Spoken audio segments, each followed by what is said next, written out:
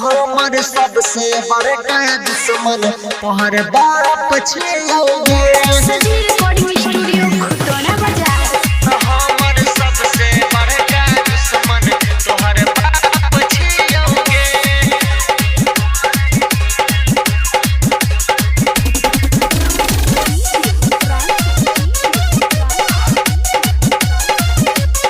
शादी हमरा से निकलही हम नाराज छियौगे। शादी हमरा से निकलही हम नाराज छियौगे। हाँ नाराज छियौगे। तो हमर सबसे बड़का दुश्मन तोहर बाप छियौगे। तो हमर सबसे बड़का दुश्मन तोहर बाप छियौगे। शादी हमरा से निकलही हम नाराज छियौगे। शादी हमरा से निकलही हम नाराज छियौगे। हाँ नाराज छियौगे। तो हमर सबसे बड़का दुश्मन तोहर बाप छियौगे। तो हमर सबसे बड़का दुश्मन तोहर बाप छियौगे।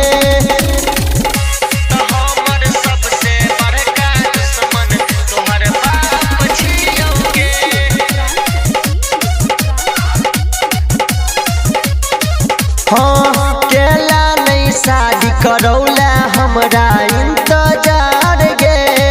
दिल तोड़ के जिंदगी हमर केला तू बेकार गे।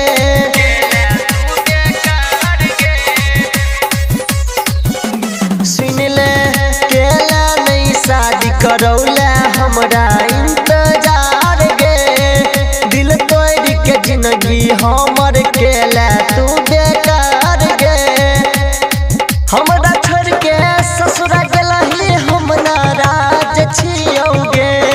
हमरा छोड़ के ससुरा गेलही हम नाराज छियौगे। हाँ नाराज छियौगे। तो हमर सबसे बड़का दुश्मन तोहर बाप छियौगे। तो हमर सबसे बड़का दुश्मन तोहर बाप छियौगे।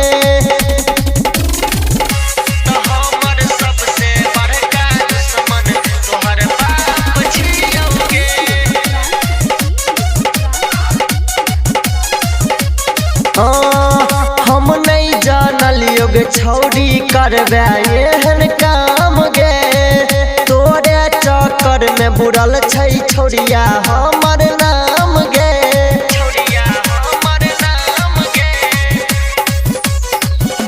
सुन ले गायक सत्येंद्र सुमन के बनल छेला जान गे।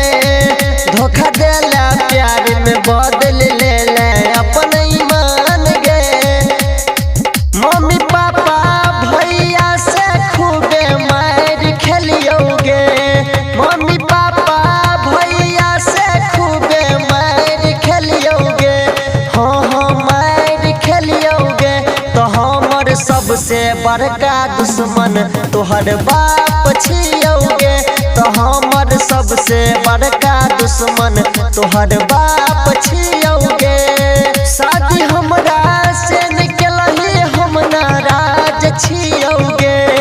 शादी हमरा से निकलही हम नाराज छियौगे।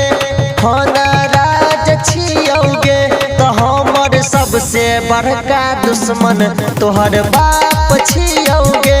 तो हमर सबसे बड़का दुश्मन तोहर बाप छियौगे।